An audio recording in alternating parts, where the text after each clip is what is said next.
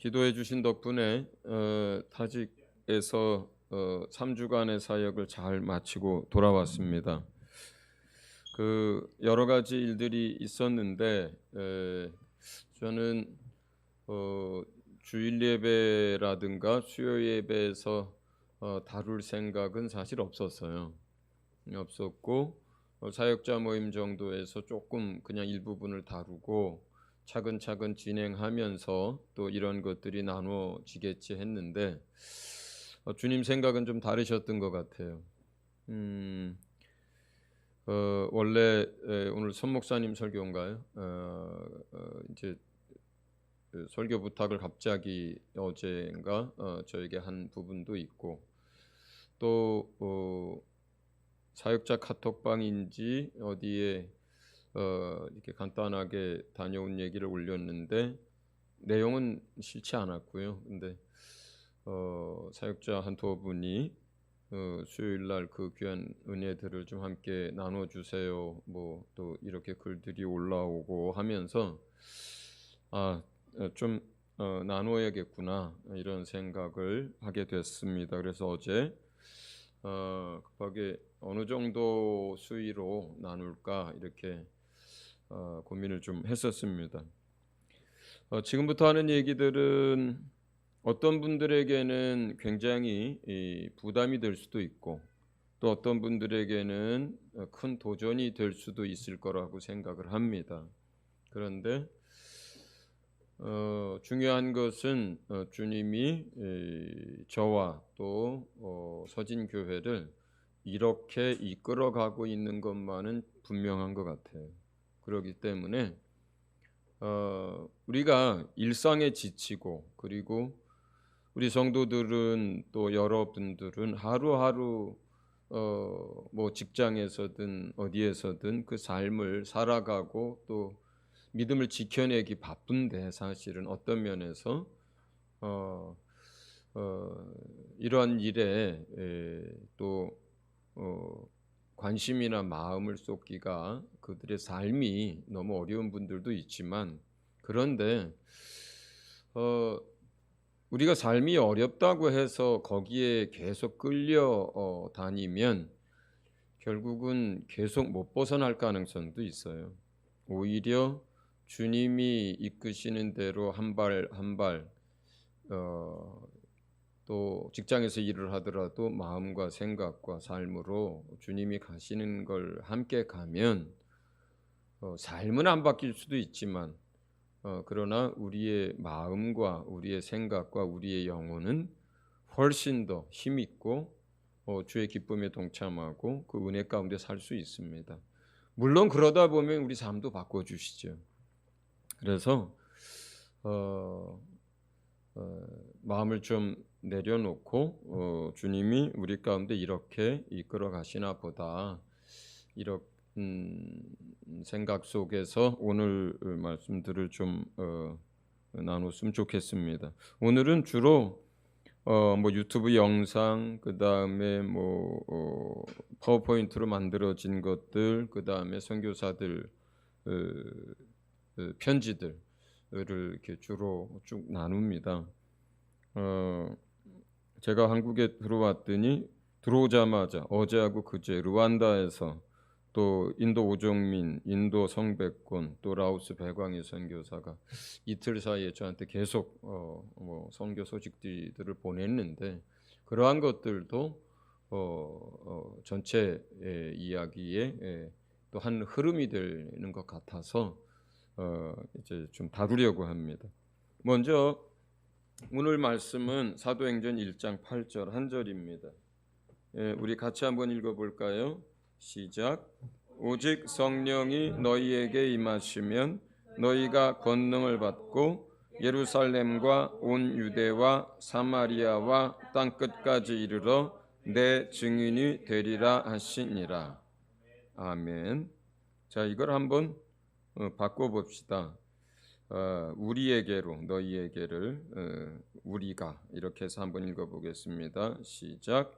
오직 성령이 우리에게 임하시면 우리가 권능을 받고 예루살렘과 온 유대와 사마리아와 땅 끝까지 이르러 내 증인이 되리라 하시니라. 아멘. 자, 이번에는 우리에게를 나에게로 또 내가로 바꿔서 마지막으로 한 번 더 읽어보겠습니다. 시작. 오직 성령이 나에게 임하시면 내가 권능을 받고 예루살렘과 온 유대와 사마리아와 땅 끝까지 이르러 내 증인이 되리라 하시니라. 아멘. 사도행전은 1장 8절에 나와 있는 세 가지 일에 대하여 그것이 이 사도행전 1장 8절의 세 가지 일들이 어떻게 성취되어져 갔는지를 기록한 거예요. 사도행전 자체가. 첫 번째, 성령이 우리에게 임하시면이라고 했는데 이것이 우리에게 어떻게 임했는지를 설명하는 거고요. 두 번째, 권능을 받고 이렇게 얘기했는데 그 권능이 성령 받은 사람에게 어떻게 나타났고 어떻게 역사됐는지를 사도행전은 기록하고 있는 거였고요. 세 번째는 예루살렘과 온 유대와 사마리아와 땅 끝까지 이르러 내 증인이 되리라 한 이 말씀이 어떻게 성취되어져 갔는지를 사도 바울 그리고 베드로를 중심으로 해서 기록한 것이 그게 사도행전입니다. 그리고 이 말씀은 사도행전 1장 8절의 이 말씀은 오늘도 저와 여러분에게 서진교회 동일하게 적용이 되고 있고 그래서 사도행전은 28장까지 기록되어 있지만 그것이 끝이 아니고 계속 쓰여지고 있는 거라 그래요. 종이로는 안 쓰여져 있지만 하나님 나라에서는 그것이 계속 기록되고 있는 것이기 때문에 그렇습니다. 그러니까 이 말씀이 결국은 우리가 우리에게라도 읽어봤고 나에게로도 읽어봤잖아요. 결국 우리의 삶이라는 것은 사도의 삶이 그랬던 것처럼 또 이때의 120명의 삶이 그러했던 것처럼 결국 우리의 삶 또한 우리 안에 성령이 임하시면 그 다음에 우리가 권능을 받고 그 다음에 우리가 땅끝까지 이르러 증인이 되는 것이 우리의 삶의 기록들이에요. 그래서 우리 한 사람 한 사람이 여기에 있는 이 사도행전 1장 8절을 성취해가는 삶입니다. 근본적으로.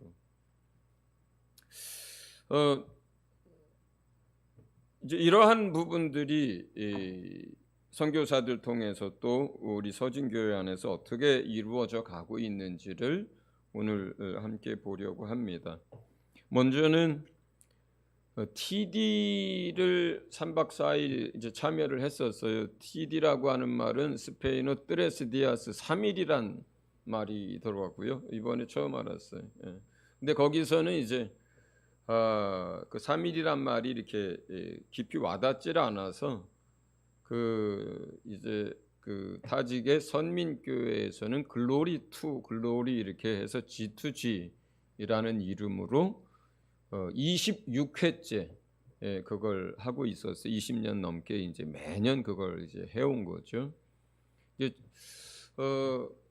그거는 LA에 있는 은혜 한인교회에서 전부 계획하고 디자인하고 그걸 만드는 거예요. 그래서 이제 그 LA 은혜 한인교회에서도 하고 그 다음에 지금 LA 은혜 한인교회가 파송한 사람들과 함께 일하고 있는 사람 합쳐가지고 선교사가 430명인가 340명인가 그렇다 그러더라고요. 그거를 내외를 합친다 하더라도 거의 200가정인가가 파송했거나 이제 함께 일하거나 이제 그런데 그런 선교지에서 이제 그 ETD를 하고 있더라고요. 근데 이제 선교지는 자체적으로 할 수 있는 이제 멤버들이 없으니까 LA 은혜 한인교회에서 그 선교지에 30명씩 TD를 한다 그러면 30명, 40명씩 가는 거예요. 실내에서 한다 TD를. 그러면 그 LA 한인교회에서 30명, 40명이 가는 거예요. 휴가를 대부분 다 그때 맞추든지 갈 수 있는 사람들은 아니면 오너들은 이제 조정을 하든지 이렇게 해가지고 전 세계 많은 나라에 가서 온 교회가 이제 TD를 수십 년 동안 했더라고요. 근데 한번 잠깐 좀 그 영상을 이번에는 타직에 LA 은혜 한인교회 선교 담당 목사님 내외하고 집사님, 권사님 한 분, 네 분만 오셨어요. 왜냐하면 타직은 몇십 년째 그걸 하면서 거기에서 섬기는 팀 멤버들이 다 자체적으로 그것을 감당할 수 있는 선교지였기 때문에 많은 사람이 올 필요가 없었고, 이제 디렉터랑 이제 이렇게 꼭 필요한 이제 사람들만 온 거죠. 그래서 거기에 이제 촬영 담당, 사진 담당하는 집사님이 돌아가셔서 가시자마자 이걸 만들어 가지고 보내셨더라고요. 한번 잠깐 좀 볼게요.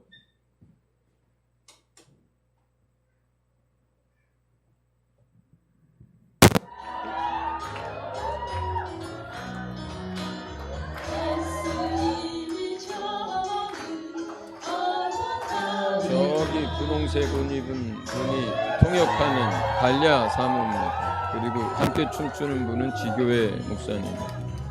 여기에 참여한 분들이 TD 참여한 사람들. 수료식 할 때 머리에 뭘 쓴 거예요?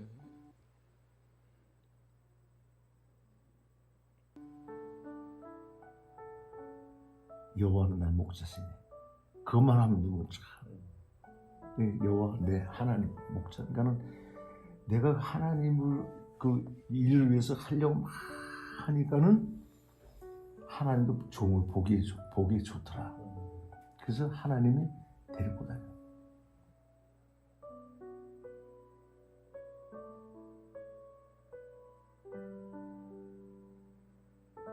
사역이 눈물이거든요. 눈물로 씨를 뿌린다고 하는데 없어요. 눈물로 씨를 뿌린다는 건 무엇이에요? 내가 기도해야 되고, 내가 고난 속에서, 위험 속에서 해야 되는 거라고.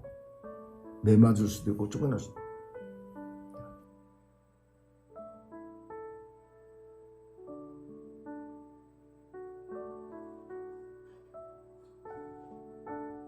지금 다 즉사람이지. 저 밑에 보이는 데가 거의 다 지금 여기 기도원이에요. 동쪽으로 가라는 거야. 저기 물처럼 보이는 데가 다 하나님 기도원. 얘기할 때 몰라요 무슨 말인지.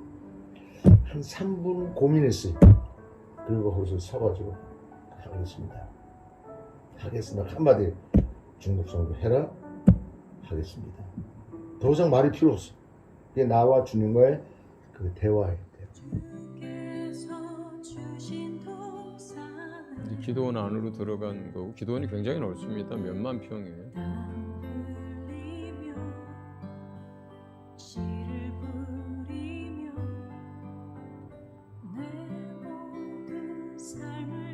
TD를 하려고 이제 그 외곽에 산 중턱에 있는 작은 호텔을 빌려서 있었어요. 그쪽으로 이동하고.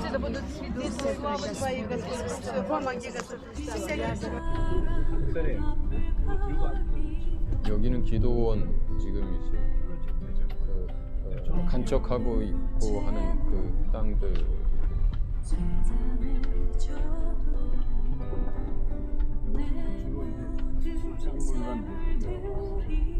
지금 오랜 시간 동안 배나무도 심고 이것도 저것도 참 심는데 잘 안 되는데 계속 노력을 하고 계시고.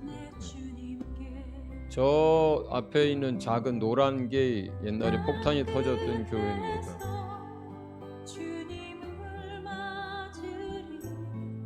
교회를 가는 길에 저게 있어서 매일 보고 지나다니고요. 또 지금 여기에 보이는 거는 굉장히 큰, 이거 전부 다 교회였어요. 교회 건물이었는데 그걸 시에 강제적으로 뺏겼죠.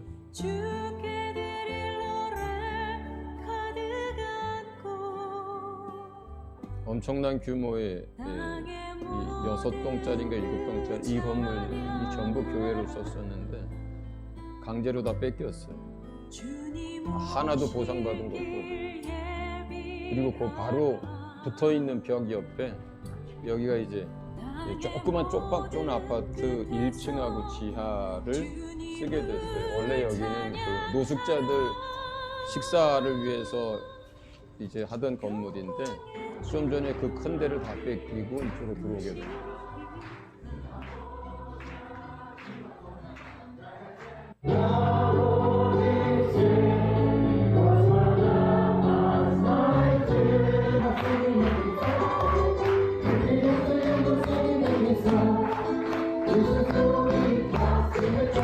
이 새신자를 오면 처음 예배에 참석하면 무조건 좀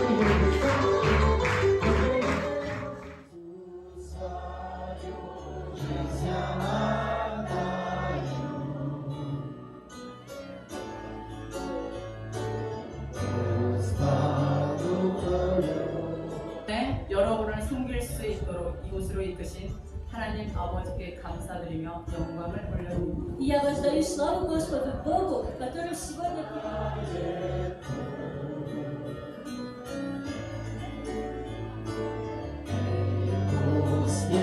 지금 다 이게 TD 중에 것들이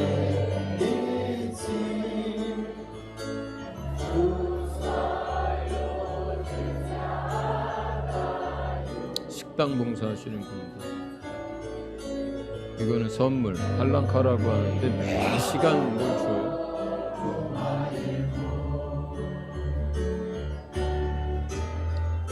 식사에 앞서서 막 춤들을 추고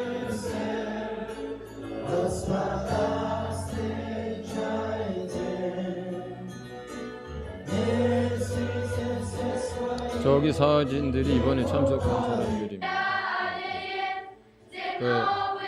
섬기는 사람들이 한 40여 명, 또 이제 저기 TD에 참석한 사람이 한 60명. 얘네들은 이제 와서 축하한다고 잠깐 왔다 간 애들, 어린애들이.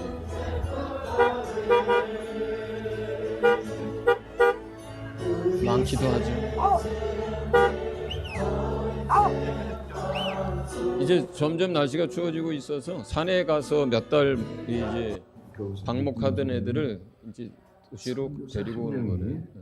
국가를 민족을 변화시키고 구원할 수 한 명이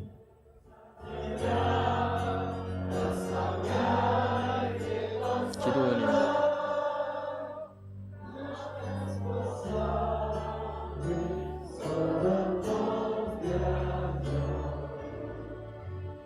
Славим Господа. 예. 그 이번에 이제 제일 크게 두 가지를 기도했었죠. 하나는 이제 이란 사역을 열어주시도록 기도를 했었고, 또 하나는 이제 중앙아시아 나와 있는 중국 선교사들을 위한 사역을 가장 중요한 기도 제목이었습니다. 근데 원래는 5명 정도를 초청하자고 했었고 최선 교사님이 그리고 TD 끝나고 한 주간 이제 이란 사역을 하고 그 다음에 두 번째 주에 이제 중국 선교사들 사역을 하자. 원래는 이렇게 계획을 했었는데 그 나머지 사람들은 비자가 안 나왔어요. 그래가지고 이제 두 사람만 오게 됐고, 그 다음에 하나님이 공급해 주신 재정도 제가 다녀오는 비용하고 저 두 사람 비용만 공급을 해주셨고요. 외부에서. 그래서 436만 원 헌금을 받아서 이제 갔는데 그 시간이 없었어요. 그러니까 이 사람들을 도울 수 있는, 이란 사람들을 도울 수 있는 시간이 원래 제가 이제 목요일 날 도착해서 금, 토, 일, 월 이 정도까지 3, 4일 도울 수 있다고 했는데 이제 비행기 일정이 바뀌어서 금요일 도착했고, 그래서 도착하자마자 오후부터 금요일 오후, 토요일, 주일 오후, 월요일 조금 뭐 이런 정도인데, 거기에서 통역을 하시는 분이 한국어를 하고 통역하실 수 있는 분이 딱 둘밖에 없었거든요. 한 분은 거기 부목사님인 아잠 목사님이고, 또 한 분은 아까 본 그 핑크색 옷을 입은 갈랴 사모님인데, 갈랴 사모님은 이란 페르시아 쪽을 못해요. 타지거를 못해요. 그래서 갈랴 사모님이 통역을 하려면 아프간에서 사역을 하다 온 제보 선교사가 또 붙어야 되는 거예요. 그래서 이제 중간에 두 사람을 끼고 통역을 하거나 아니면 이제 부목사님, 아잠 목사님이 통역을 하거나 하는데 이 세 사람이 다 TD랑 그 다음 날 주일 사역이랑 때문에 이 교회의 핵심 멤버들이거든요. 이분이 다. 그러니까 시간을 많이 낼 수가 없는 거예요. 그리고 최 선교사님은 이제 뭐 그냥 늦게까지 해라고 하는데 당사자들이 그렇지 않은 거예요. 예. 그래서 제가 이 사람들 데리고 오랜 시간을 하면은 안 되겠다. 당장 이 사람들 내일 사역도 있고 또 지방 사역을 하고 막 올라오고 그래서 금요일 날 오후에 한 두 시간, 그 다음에 주일 날 오후에 또 한 두세 시간, 월요일 날 잠깐. 그래서 다 해서 한 대여섯 시간밖에 못 한 것 같아요. 다 해서. 지금 여기 사진에 있는 분은 메르숏이라고 나이는 54세인데 이제 원래 직업은 요리사였다가 그 다음에 지금은 이제 이발소에서 미용을 하는 직업을 가지고 있고 오래전에 타직에 왔다가 타직에서 이제 예수님을 믿게 됐어요. 4년 동안 선민교회를 다녔고 다시 이란으로 들어갔고 근데 이란으로 들어가서 이제 미용 이발사잖아요. 그러면 여러분들도 이제 여러 하는 막 큰 이발소 말고 이발사 혼자서 하는 이발소에 다녀보신 분들은 알 거예요. 이렇게 그 머리 깎는 사람하고 앉아 있는 사람하고 두런두런 이야기들을 많이 하잖아요, 보통. 뭐 미장원도 그럴 것 같고. 근데 이분이 이란에 돌아가서 동네 그러니까 테헤란에서 4시간 반 정도 떨어진 곳에 작은 도시에서 이제 살더라고요.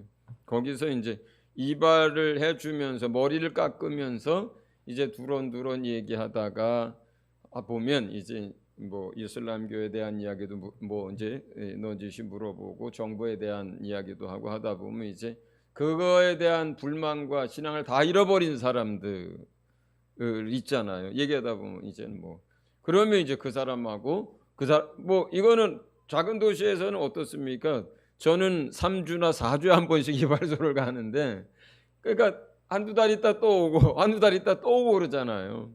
그럼 그 사람들을 놓고 기도하면서 그 다음에 오면 조금 더 얘기를 진척시키고 그 다음에 오면 얘기를 조금 더 진척시키고 이렇게 해가지고 한 사람씩 전도를 한 거예요. 자기 가족들이 다 예수님을 믿고 그 다음에 이제 몇 년 동안 한 6-7명 이렇게 확실하게 예수님 믿게 된 사람만. 그래서 타지까지 와서 TD를 하고 간 사람들 뭐 이런 식으로 해서 그러니까 마음 열린 사람들 말고 확실하게 예수님을 믿고 이제 신앙인이 된 사람만 6-7명 정도가 되더라고요. 근데 이제 이분이 시간이 지나면서 더 주님을 위해서 일하고 싶어 하고 또 최선 교사님 선민교회에서 이란 사역을 계속 열려고 하고 있었기 때문에 그래서 이제 이분을 사역자로 준비는 덜 됐었지만 우리 코로나 직전에 세웠고 그 다음에 이제 지금 이번에도 왔는데 제가 중국 선교사들 가르치는 동안 사역자들이 계속 로테이션으로 와가지고 이분을 이제 돕더라고요. 어쨌든 이분 메르숏하고 그 다음에 이제 22살짜리 청년 그 바리스타가 이제 왔어요. 근데 그 청년은 이제 같이 이제 성경 공부를 하는 첫 시간에 바로 이렇게 뭐 그 좀 울고 그러더니 영접하겠다고 하더라고요. 그래서 그냥 첫 시간 시작하고 나서 1시간 있다가 영접을 했고 그 다음부터는 TD 때도 저랑 룸메이트였고 여기 메르숏은 팀 멤버로 섬기는 사람으로 참석을 했고 그래서 이제 거기는 TD 끝나는 날 젊은 친구는 갔고요. 이제 메르숏은 저 오는 날까지 이제 낮엔 제가 바쁘고 본인도 배우고 그래서 아침 저녁으로 잠깐씩 교제를 했는데 그 짧은 시간을 가르쳤는데 하나님이 서로에게 붙여주셨어요. 저를 이제 목사님, 선생님 하면서 굉장히 이제 신뢰하고 따르고 마음을 주고 또 저도 귀하게 여기고 그래서 자기가 더 많이 배우고 싶은데 이번에 이제 기회가 안 됐고 근데 이제 이란 사정 얘기를 좀 물어봤어요.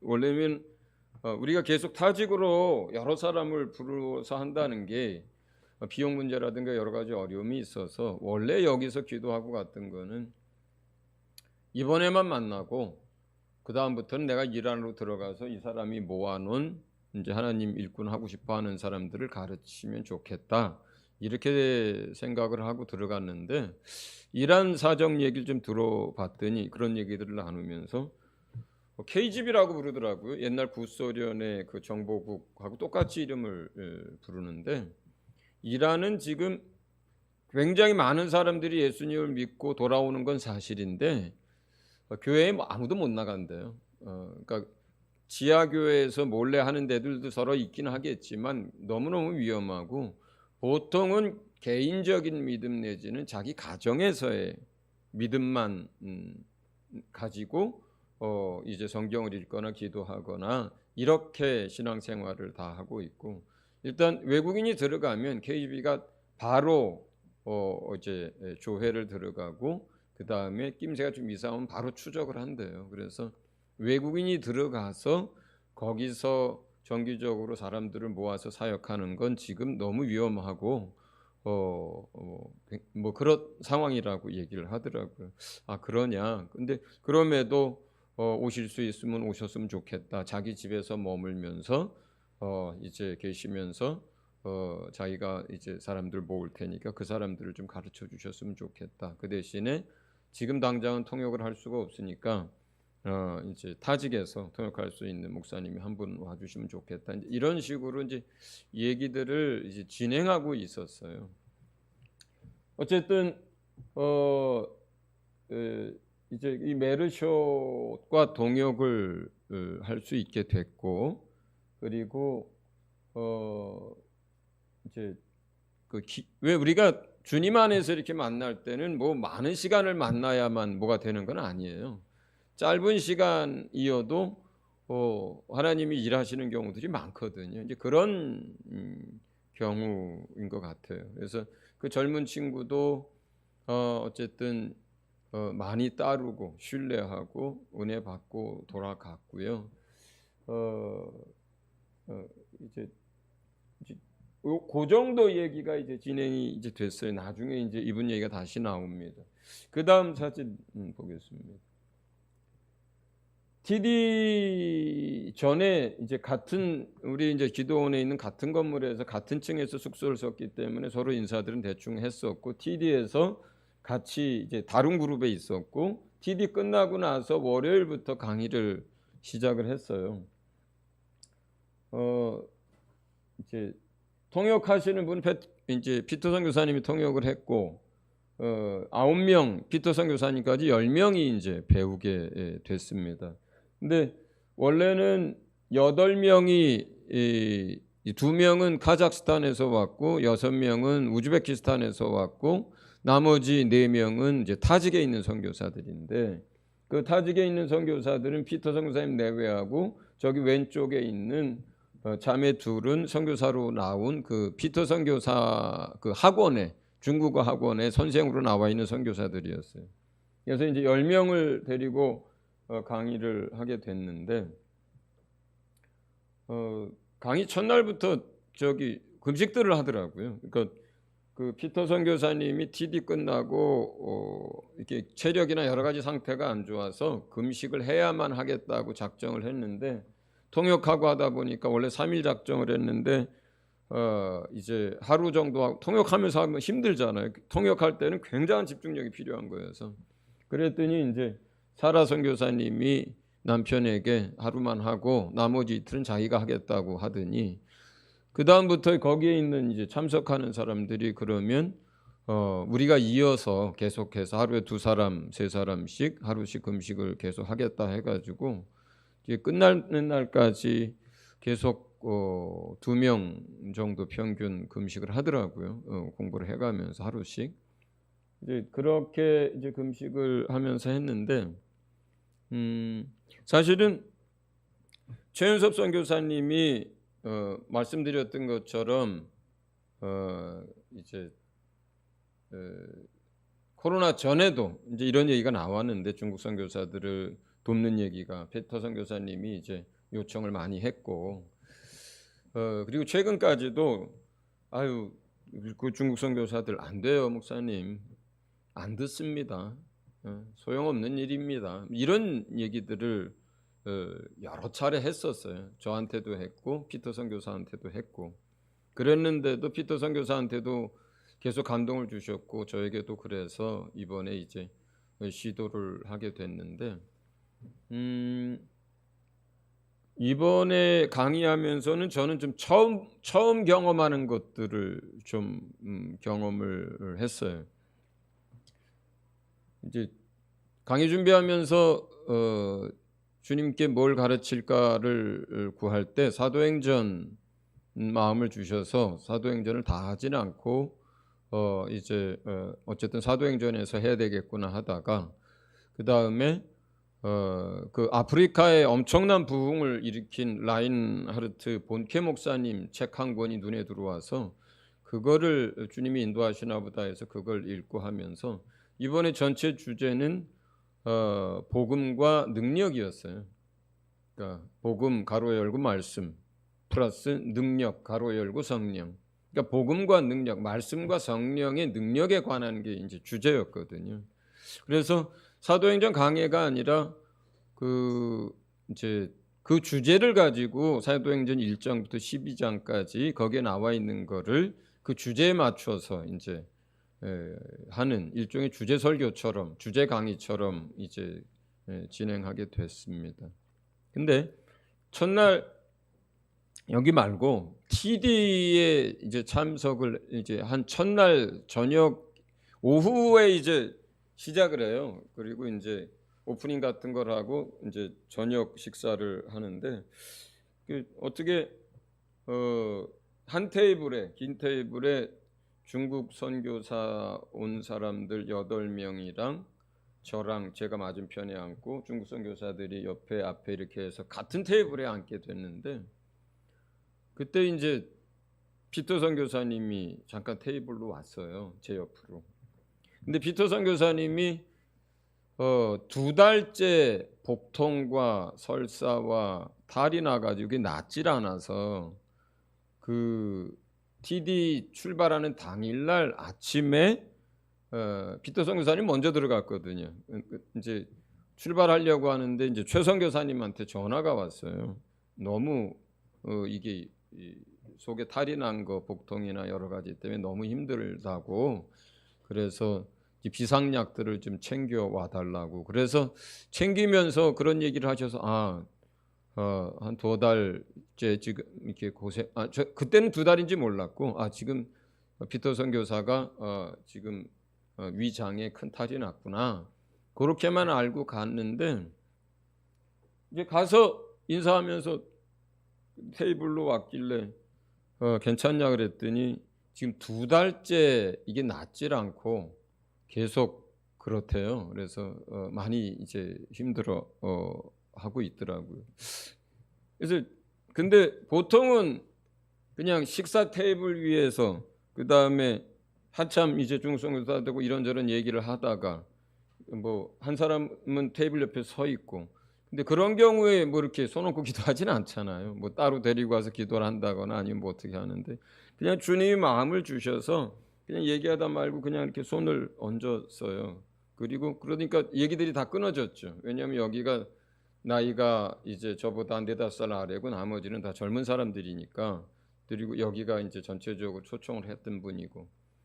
근데 이렇게 이야기를 하다가 내가 그분한테 손을 얹었는데, 그때까지는 제 나이가 얼마나 되는지 몰랐었어요, 그분들도. 그러니까 피터 선교사는 뭐 우리가 딱 보면 한 60 넘은 할아버지 같고, 저는 나중에 40 정도로 봤다고 얘기를 하더라고요. 그래서 젊은 목사가 나이 많은 선교사 배에다가 턱하니 손을 얹고 식탁 자리에서 그것도 교제하다 말고, 그러니까 손을 딱 얹으니까 피터 선교사는 고개를 숙이고, 그 다음에 옆에 사라 선교사도 고개를 숙이고, 이제 갑자기 이제 식탁 분위기가 이제 조용하게 이제 됐죠. 그래서 전부 다 잠깐 봤는데 뭐 소리를 내서 기도도 안 했고, 잠깐 이렇게 한 1분 정도 손을 대고 속으로 기도하고 뗐는데 마음에 치료하셨다는 생각이 들더라고요.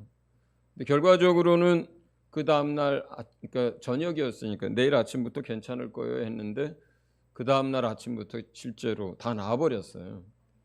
근데 이거는 그냥 나았다라고 하는 문제가 아닌 거예요. 지금 이게 뭐냐면 이번에 주제가 이제 복음과 능력이었거든요.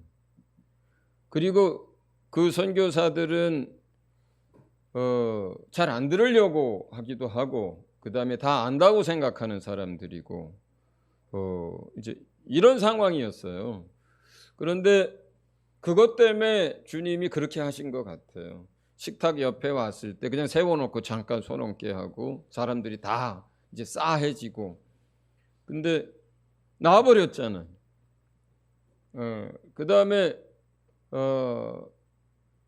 강의를 시작하면서 이제 그 이야기들을 시작을 하면서 이번 주제가 그렇다. 그 다음에 또 TD하면서 여기 있는 사람들이 모두 보게 된 그 미국에서 오신 김갑수 집사님이 굉장히 헌신된 분인데, 그 사진이랑 동영상이랑 드론으로 찍는 거랑 전문가더라고요, 거의.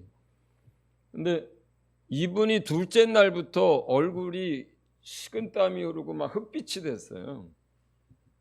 둘째 날 아침에 이분이 일어나면서 이거 할 수 있을까, 자기가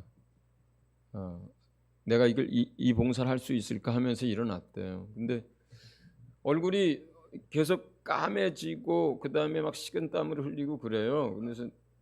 근데 둘째 날 저녁인가 그 같이 온 멤버가 저한테 얘기를 하더라고요. 첫날 저녁에 먹은 게 뭐가 잘못돼 가지고 이제 심하게 체한 것 같은데, 거기 권사님이 이게 따고 그리고 약도 먹었는데 차도가 없다고. 그래요. 그래서 그런가 하고 그 다음 그냥 둘째 날 잤죠. 셋째 날이 됐는데 또 그런 거예요. 그래 너무 힘들어하는 거예요. 그래서 내가 잘 딴다고, 나 따는데 선수라고, 난 내가 아픈 게 아니기 때문에 잔인하게 잘 딴다고. 그 다음에 그 당뇨침 그거 가지고 왔다고, 그걸로 따면 된다 그랬더니 그러냐고 하면서 거기 그 미국에서 오신 분들이 막 반가우면서 얼른 가서 해주라고. 근데 그때 내 마음에는 이 당뇨치 문제가 아니라 이거 기도하면 낫는다는 마음을 주셨어요. 기도하라는 마음. 그래서 이제 제 방으로 당뇨침이 거기 있으니까 데리고 가서 이렇게 기도하는데 막 기침을 하더라고요. 근데 그분은 그냥 기침이 나와서라고 하는데 저희는 알잖아요. 그래서 이제 원수가 나갔고 낫겠다는 마음을 주셨고, 그 다음에 이제 당뇨침으로 이제 하나를 따줬어요. 근데 정말로 그 순간 이후로부터 이게 나은 거예요. 그래가지고 사람들이 다 이제 얼굴이 혈색이 다시 돌아오고 회복이 돼서 마지막엔 다 나아서 갔거든요. 이제 그 사람도 봤고 피터 선교사님을 그 테이블에서 기도하는 것도 봤고, 근데 둘 다 나았고, 이제 그 사이에 이제 내 나이가 그 통역하는 사람보다 몇 살이나 위고, 그리고 그 주제가 이제 복음과 능력이다 하니까 그때서부터 귀를 기울여서 금식하면서 듣더라고요. 근데 저는 처음 이번에 경험을 한 일인데,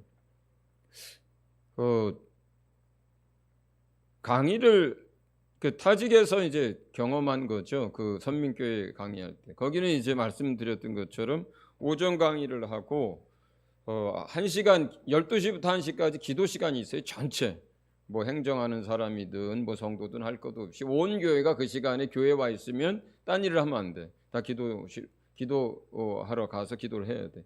그다음에 저녁 6시부터 7시까지 또 기도 시간이 있어요. 근데 내가 그걸 해보니까 참 좋더라고요. 오전 강의 몇 시간 가르치고 나도 가서 1시간을 기도하든 30분을 기도하든 기도하고 다시 점심 먹고 오후 강의하니까 저도 안 힘들고 영적으로도 충만하고 그래서 이게 참 좋구나 해가지고 이제 이 사람들 강의할 때도 이제 전체적으로 1시간씩 갖기에는 좀 무리여서 오전 강의 끝나고 30분 기도하고 그다음에 오후 강의 끝나고 30분 기도하고 이제 이렇게 진행을 했어요. 이제 첫날 점심 때였는지 기억이 잘 안 나요. 점심 때였던 것 같아요. 근데 그 10사람이 그러니까 이 사람들은 이제 이 강의실에서 기도하고 저는 제가 자는 그 숙소에 와서 개인적으로 기도를 했는데 기도한 시간도 이제 뭐 얼마 안 됐죠. 그 사람들 30분 기도하고 나도 이제 내 방에서 30분을 기도하는데 그때 신기하게 처음 경험하는 건데 그 10사람에 대한 게 다 눈에 보이는 거예요. 그러니까 그 사람이 이렇게 한 사람이 이제 내 눈에 보이고 그 사람의 어떤 여러 가지 상태들이 다 눈으로 보이는 거예요, 그냥. 그 다음에 저녁 기도는 제가 이제 같이 하면서 한 사람 한 사람 이제 안수를 해줬는데 강의 내내 5일 동안 계속 안수를 해줬어요, 저녁마다. 한 3일째 저녁인가에는 다시 한번 보이는데 그 사람들이 앞으로 어떤 일을 하게 될 건가지도 10사람이 다 보이더라고요. 그러니까 처음 경험하는 거예요, 그냥. 그러니까 이제 강의하기가 너무 쉬웠던 거예요. 예. 뭐 그걸 뭐 다 일부러 얘기할 필요는 없지만 이제 강의하다가 어떤 주제가 나왔는데 그 사람과 관련된 것이 나오면 그냥 그런 이야기들 또 나누고 또 후반으로 갔을 때는 그 사람들이 해야 될 사역 부분들과 관련해서 이야기들이 나누어지고 그러니까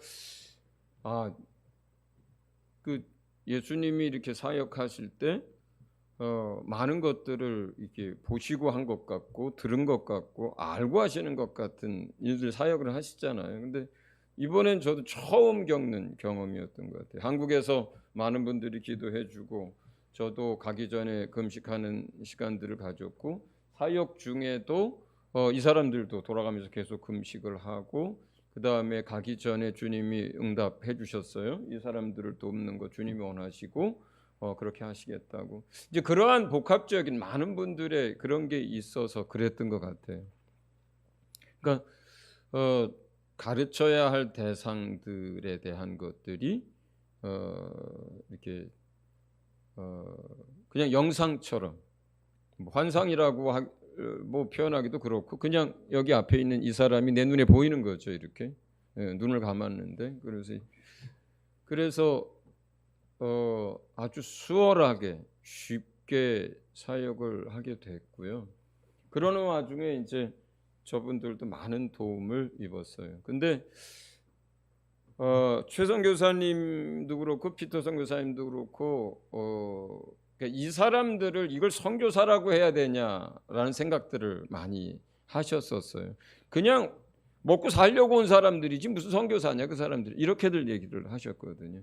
근데 이 가운데는 여기 이제 우즈벡에 온 지 제일 짧은 사람이 3, 4년 됐고 제일 긴 사람이 저 맞은편에 왼쪽에 녹색 옷고 있는 사람이 12년인가 됐어요.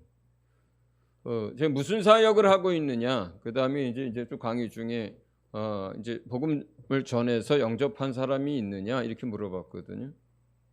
아무도 없는 거예요. 사역을 못 하고 있는 거예요. 근데 중국 교회가 희한하게 선교사를 파송해놓고 2, 3년만 후원을 해주고 후원을 끊어요. 자비량하라고. 남의 나라에서 자비량을 하려니까 5년, 6년, 7년이 걸리는 거예요. 이제 그걸 털을 닦는 데까지.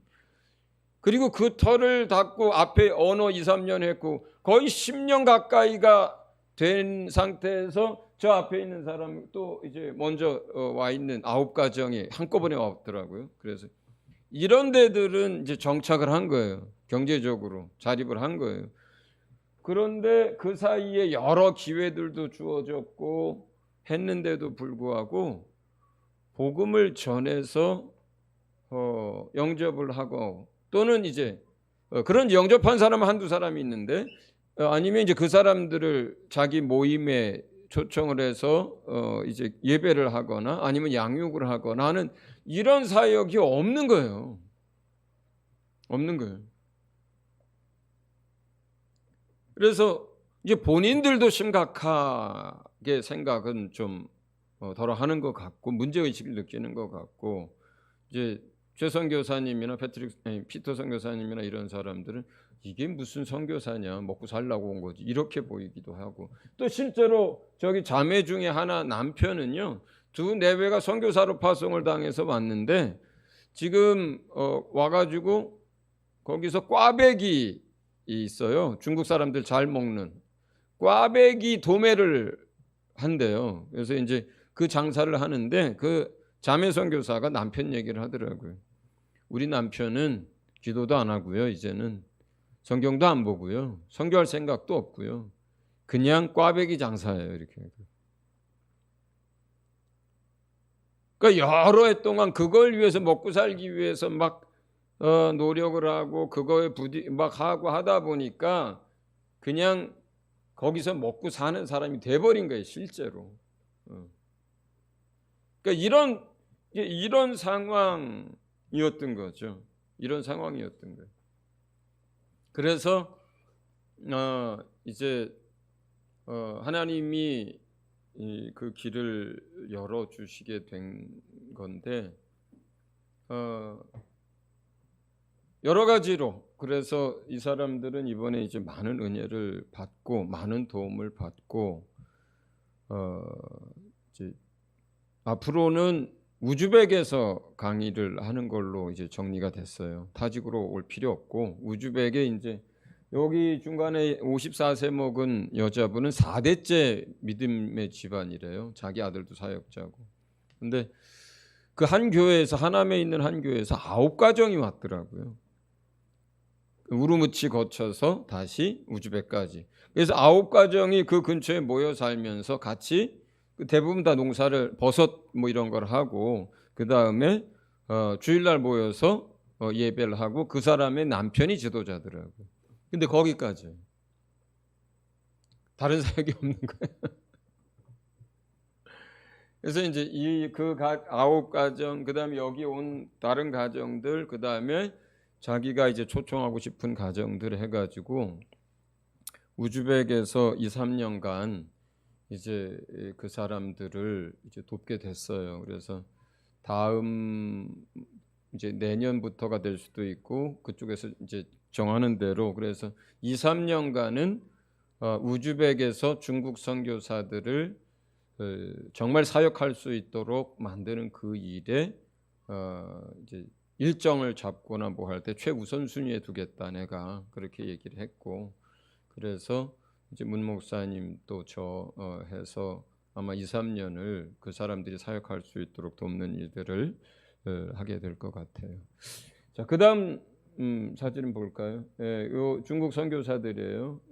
저쪽은 자매들, 여기는 이제 형제들. 그다음 사진 볼까요? 아시아 대륙 지도입니다. 여기가 대한민국이고요. 그다음 사진. 그다음 거 올려주세요. 저기가 타직입니다. 이번에 이제 사역하고 있고 무슬림 사역에 어떻게 보면 관문처럼 우리에게 열어주고 있는 곳이죠. 그다음 우즈벡 사역은 이제 금년 말 빠르면 금년 말 늦어도 내년 초부터 2-3년간 집중해서 아마 여러 가정을 가르치게 될 것 같아요. 그다음 자 갑자기 터키 얘기가 나왔어요. 그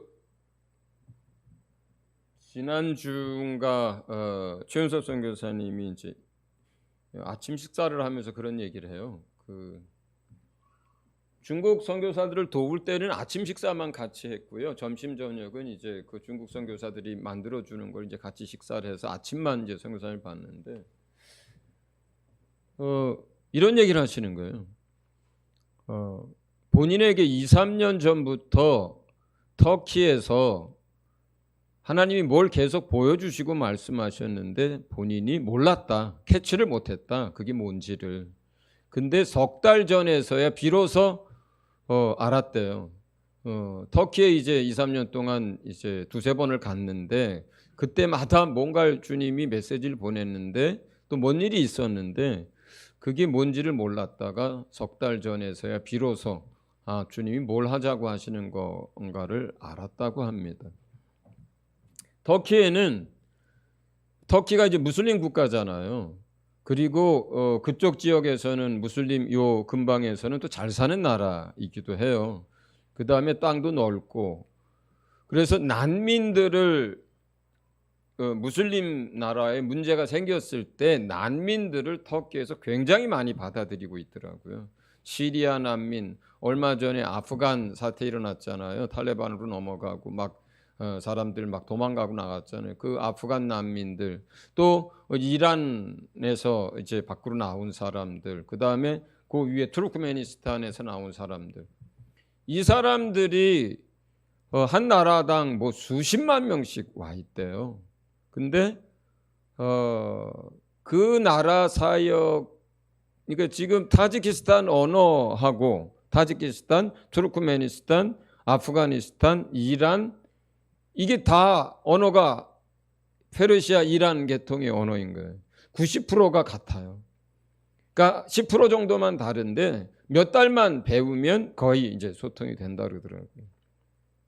그래서 터키에 센터를, 집을 하나, 독채를 하나 어떤지 해서 거기에 타직에 있는 선교사를 보내고 거기에 이제 나와 있는 그 언어가 같은 세 나라죠.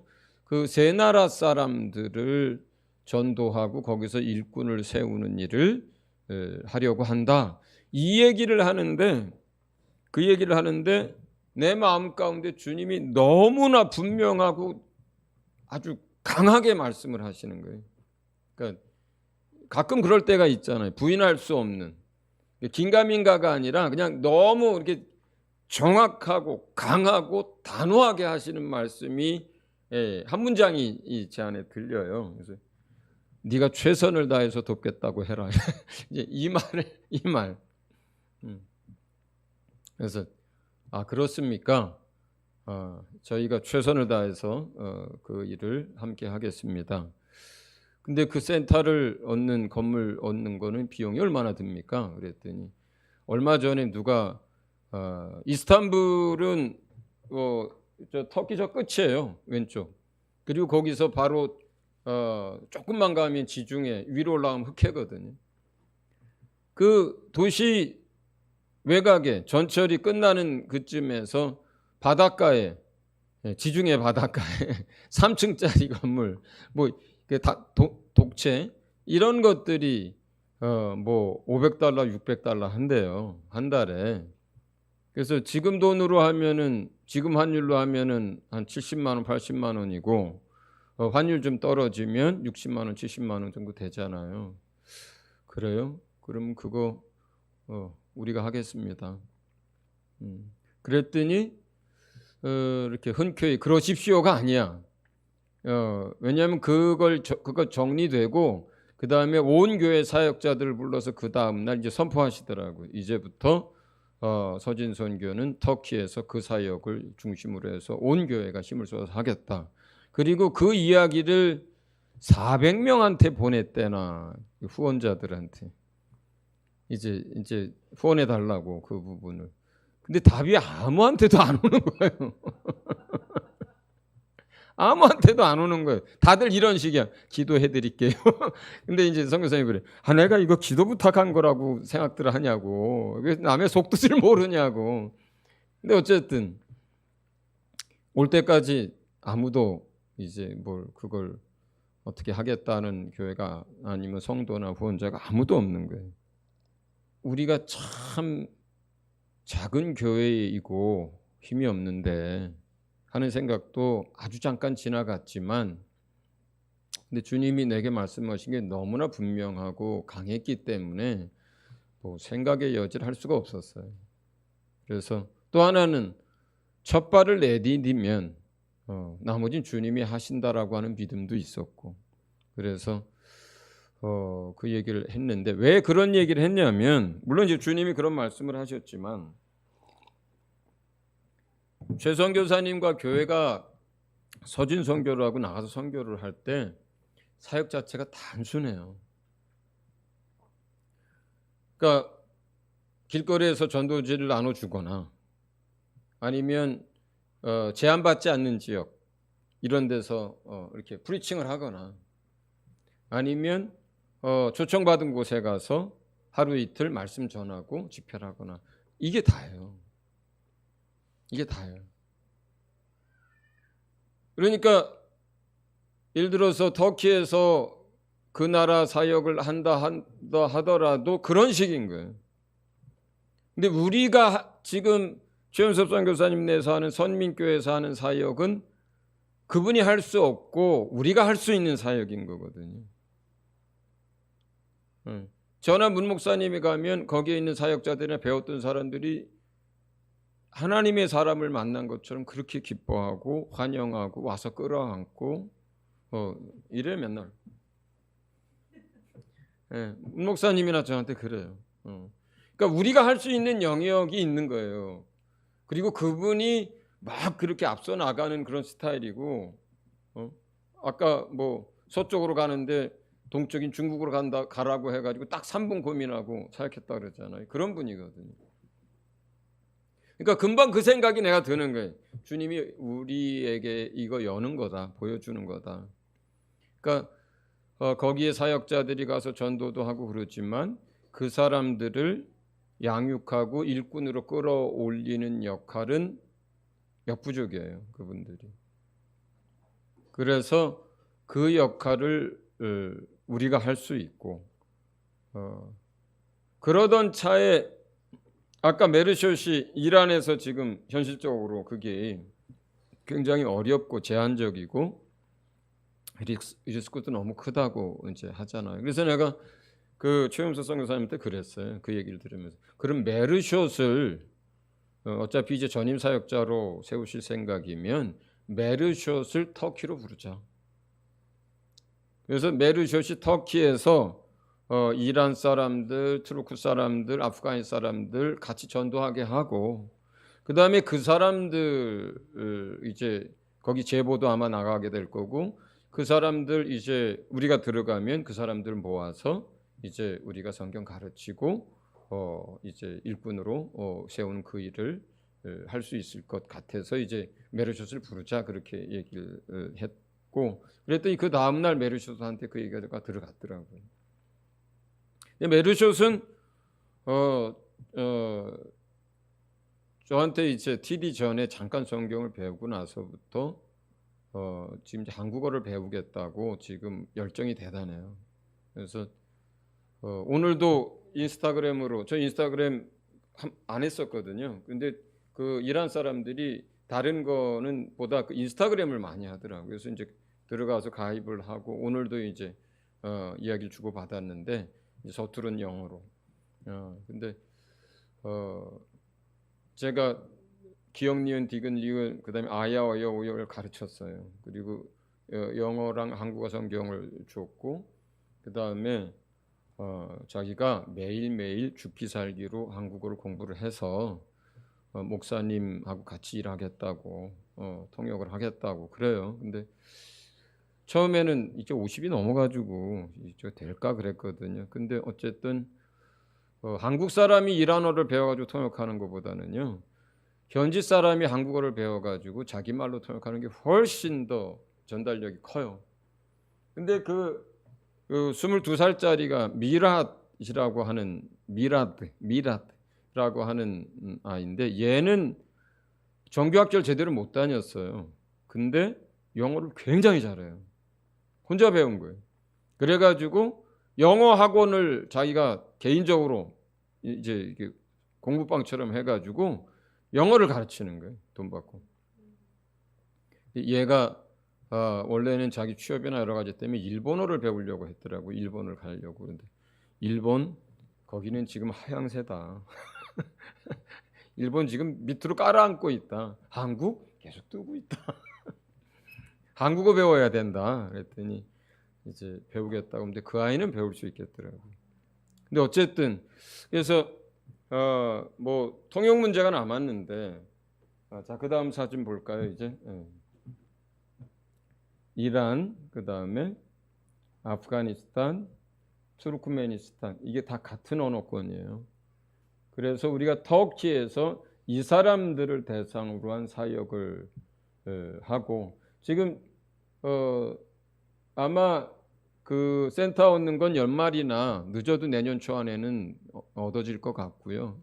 그 다음에 이제 메르쇼시나 그 다음에 타직에서 사역자를 보낼 것 같아요. 이제 뭐 저희는 언제쯤 들어갈지 모르지만 어쨌든 터키에서 저 같은 언어권에 있는 사람들 이제 세 나라 사역을 하게 될 거예요. 이거는 굉장히 뭐 의심의 여지가 없이 분명해요. 저한테는. 그리고 이게 가장 안전하기도 하고요. 효과적이기도 하고요. 비용도 제일 적게 들어요.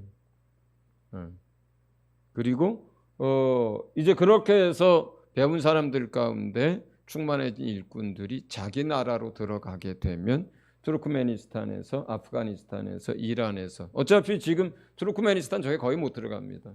아프가니스탄 비자도 안 나옵니다. 이란 들어가자마자 KGB에 걸립니다.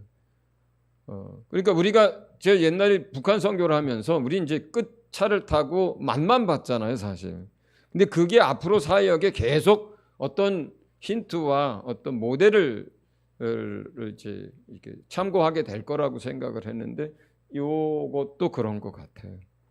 그래서 터키에 나와 있는 수십만의 이 사람들을 대상으로 한 사역, 그 다음에 그 가운데 변화받고 주의 일을 하려고 하는 사람들이 다시 자기 나라로 들어가서 하는 사역. 이제 이렇게 진행이 될 것 같습니다. 그 다음 거를 보겠습니다. 현재 저희가 미얀마를 하고 있습니다. 그 다음에 라오스를 이제 파송 선교사들이 하고 있고, 우리가 몽골과 중국, 북한을 지난 저희 서진교회 서진선교 1기 사역이 북한과 중국 중심이었고, 그 다음부터 2기 사역이라고 할 수 있는 게 이제 라오스, 미얀마, 몽골에 이어서 지금 타직, 우즈베키스탄, 투르크메니스탄, 아프가니스탄, 이란, 터키 가게 되면 또 저희 젊었을 때 일했던 선교사들이 여럿이 아직도 일을 해요. 그렇게 되면 그 나라 사역까지 하게 될 것 같습니다. 카자흐스탄도 아마 내년 이후에 열릴 것 같아요. 왔다 간 사람들 때문에 그 중에 하나가 간곡하게 와서 가르쳐 달라고 하고 갔는데, 그러면 저는 2030년까지는 여기 지금의 이 모습이 저희 서진교회 서진선교 2기 사역이 될 것 같습니다. 자, 그 다음 거 한번 좀 르완다 거를 좀 올려주시겠어요? 얼마 전에 제가 금요기도회인가에서 르완다 얘기를 잠깐 했습니다. 이제 가서 그 자세히 성경 관련된 거나 여러 가지를 이 사람 저 사람한테 들은 거 말고 직접 조사를 해라. 직접 교회들을 방문하고 직접 실태 파악을 해서 나한테 좀 알려달라, 이제 그렇게 했는데 몇 달 만에 그 사이에 이제 이사도 가고 뭐하고 바빴더라고요. 하면서 이번에 이제 얼마 전에 지방 교회들을 그런 목적을 가지고 방문을 했고, 이번에 타직에서 들어왔더니 그날인가 그 다음 날 이제 편지가 왔더라고요. 몇 줄을 좀 읽어드리겠습니다. 8월 말에는 지방교회를 방문했습니다. 길은 고도가 높고 산꼭대기나 중턱에 있기에 꼬불꼬불 2차선 위험한 산길입니다. 차로 왕복 16시간을 운전했습니다. 해발 2387m에 위치한 교회를 방문하여 500여 명의 어린이들에게 한 끼 식사를 대접했습니다. 쌀은 1년에 한 번 먹을까 말까 한데 아이들의 얼굴은 해맑기만 합니다. 대부분의 엄마들은 음식을 구하거나 직업을 구하러 가고 아이들은 보통 언니 오빠들에게 맡겨져 있습니다. 루안다엔 심각한 영양 결핍 때문인지 유독 기형아가 많이 보입니다. 이제 그 밑에 보면 이제 사진들이 기형아 사진들이 저 밑에 지금 나옵니다. 그러니까 잘 안 보여도 괜찮습니다. 제가 그냥 이렇게 설명하기 위해서 띄워드린 겁니다. 이번에도 무릎에서부터 발까지 또 양손이 기형인 어린아이를 만났는데 아무것도 해줄 수 없음에 눈물이 났습니다. 하나님의 시선이 머무는 곳 같은 마음이었습니다. 같은 형편의 유치원을 한 곳 더 방문했습니다. 이미 해는 기울어 가고 있었습니다. 아이들이 식사도 못하고 기다린다 생각하니 빨리 가고 싶지만 돌길이라 쉽지 않았습니다. 도착해 보니 거리에까지 나와 춤을 추며 우리를 환대해 주었습니다. 그들의 빛나는 얼굴을 보며 저희도 함께 춤을 추었습니다. 이제 요거는 소식 그 방문한 거에 대한 거고, 그다음 두 번째 이제 루안다 성경 상황에 대한 거를 보내왔습니다.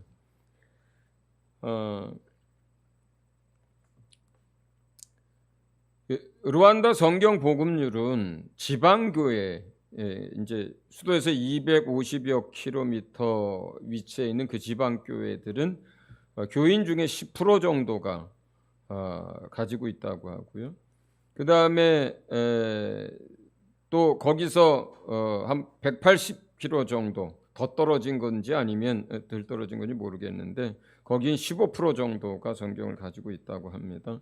이번에 보면 수도에 위치한 이제 그 교회들이, 그러니까 그 수도 도시 안에 있는 교회들은 약 60% 50% 정도를 가지고 있는데 보니까 전부 쪽복음이에요. 대부분.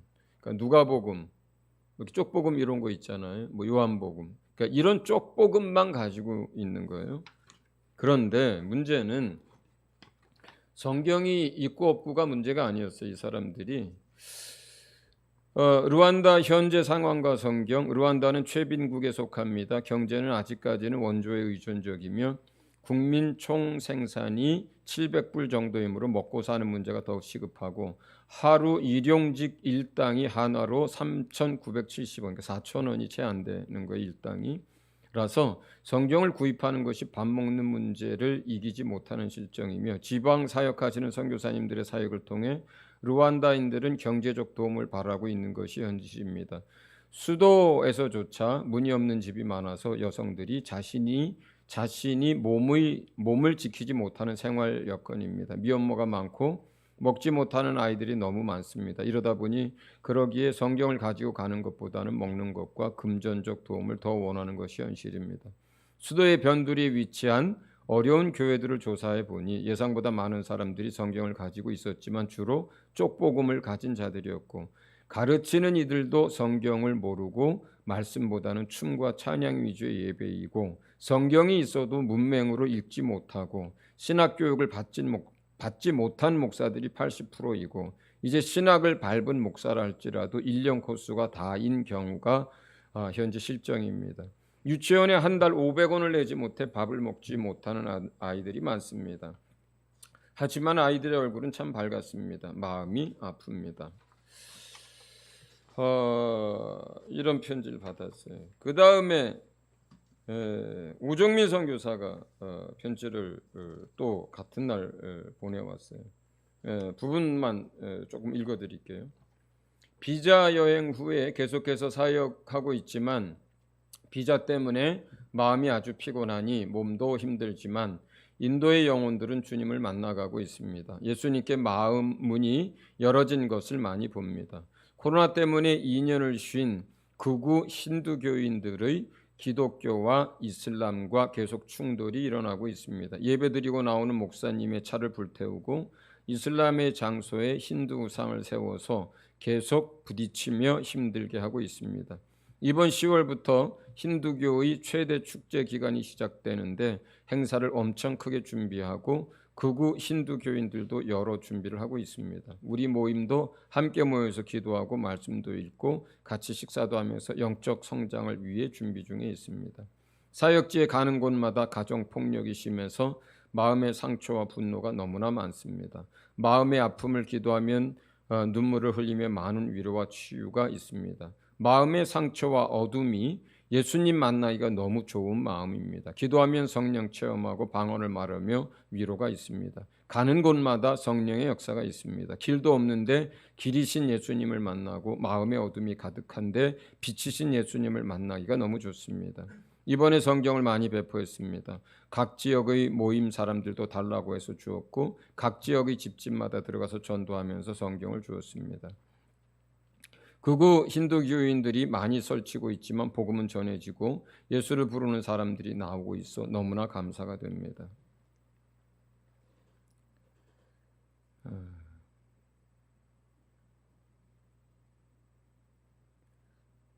어느 지역은 대중교통으로 가기 힘들어서 10,000시간 못 갔는데 오성교사가 돌아와서 이번 주에 갔는데 너무 좋았습니다.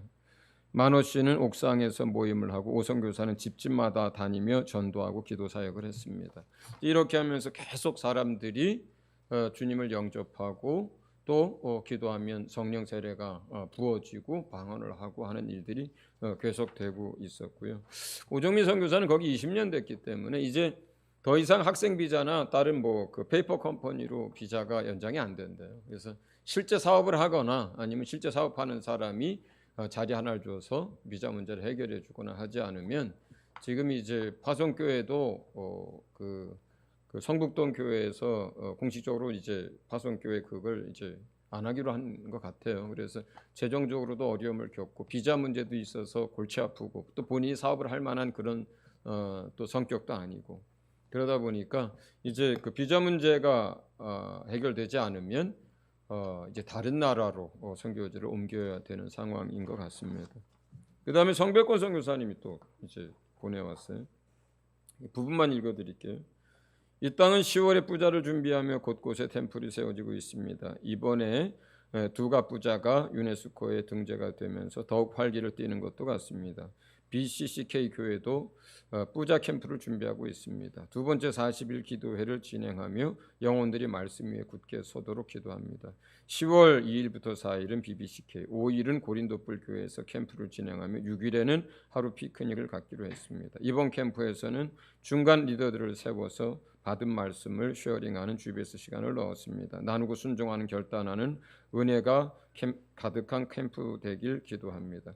고린도불 교회는 오후 4시에 주일 예배를 드리는데 장소가 그라운드 플로어이기도 하고 오후여서 그런지 계속 사람들이 많이 오고 있습니다.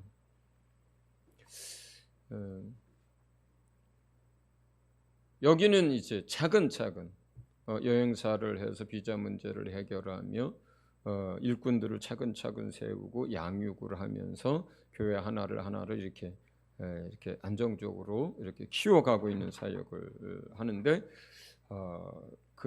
금식하고 또 작정기도 하고 또 다른 단체들과 협력해야 하고 수련회 같은 거라고 캠프를 하고 또 리더들을 따로 모아서 열심히 이제 돕고 열심히 일을 해요. 열심히. 그다음 어제가 아니고 19일 날 18일 날이네. 18일 날 배선 교사가 저한테 이제 카톡으로 이제 글을 좀 보냈어요.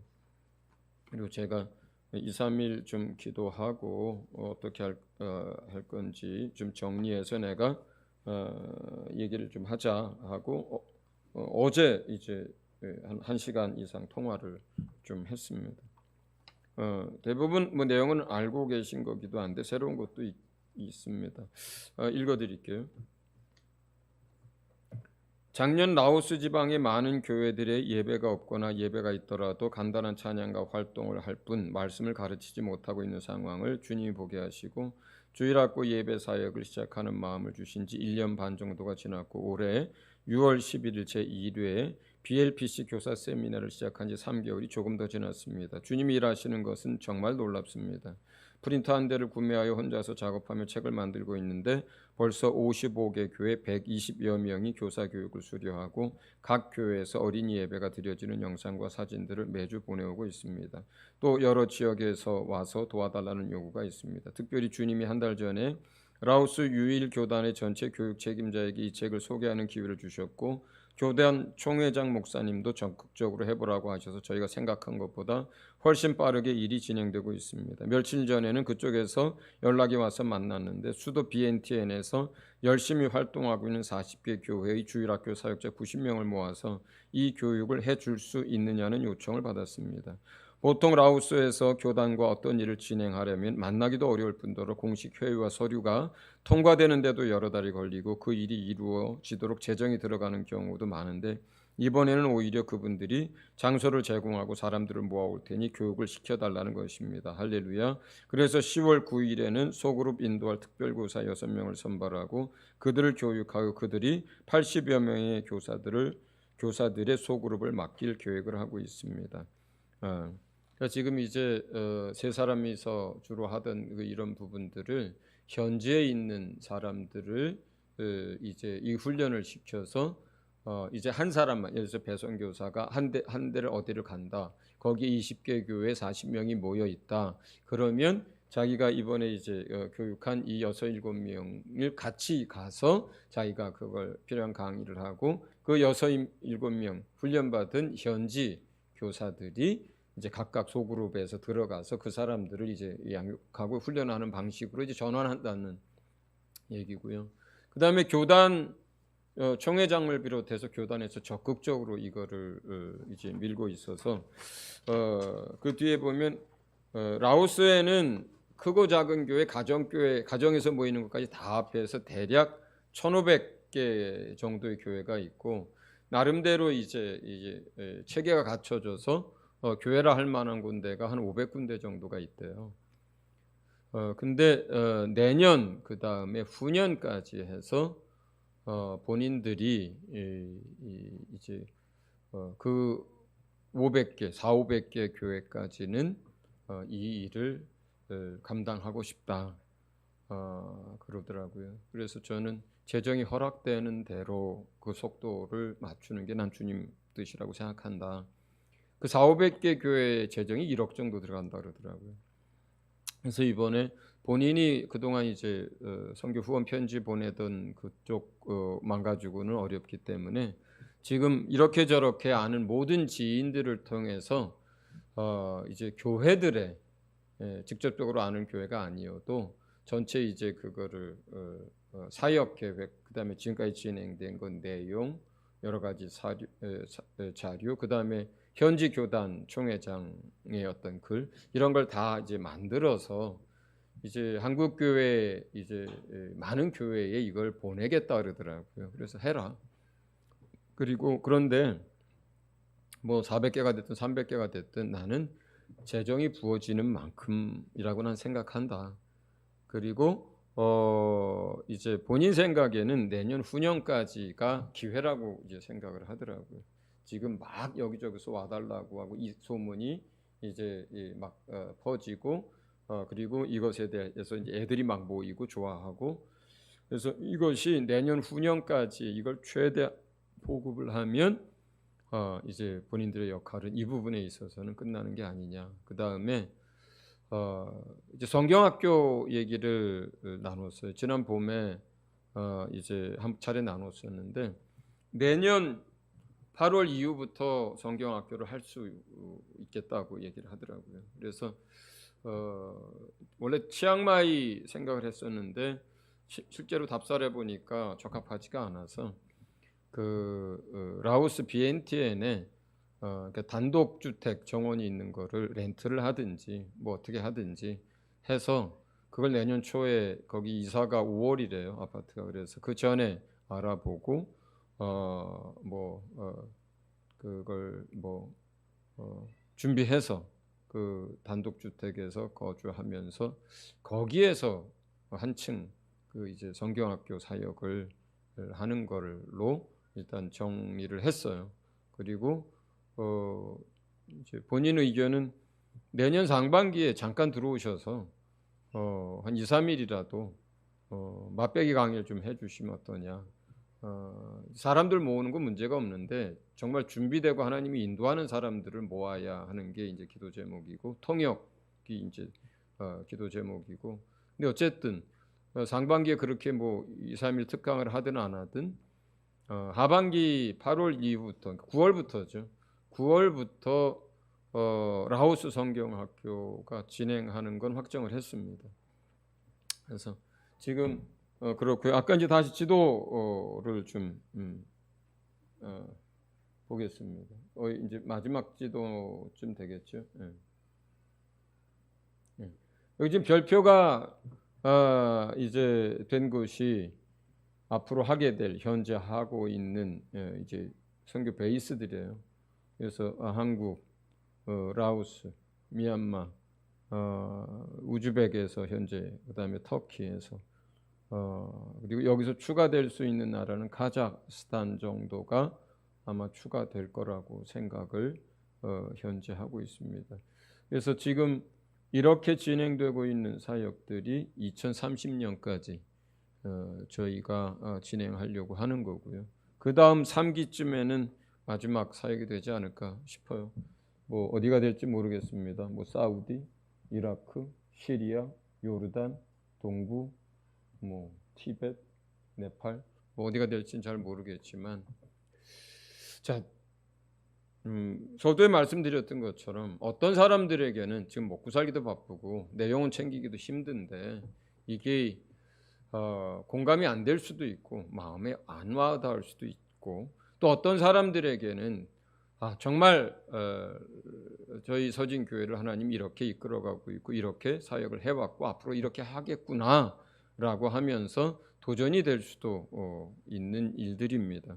그런데 저는 좀 분명한 것이 서진교회는 이런 일들을 위해서 불러주셨고 그 다음에 이런 일들을 감당케 하셨어요. 그리고 여기까지 지난 서진선교 지금 15년, 16년 됐거든요. 인도해 주셨고 앞으로도 지금 이 2기 사역에서 감당하게 하실 거라고 생각합니다. 그런데 빌립보 교회와 사도 바울의 빌립보서를 여러분들이 잘 알고 있는 것처럼 기도하는, 진심으로 마음을 담아 기도하는 사람들, 또 물질로 함께하는 사람들, 또 사람들을 보내서 거기서 직접적으로 함께하는 것들, 이 모든 게 복음에 참여하는 겁니다. 우리가 성령이 우리에게 임하면 권능을 받고 그리고 땅끝까지 이르러서 증인이 되는 것이 지금도 이어지는 사도행전이고, 그리고 이 땅에서 우리가 할 일들이기도 합니다.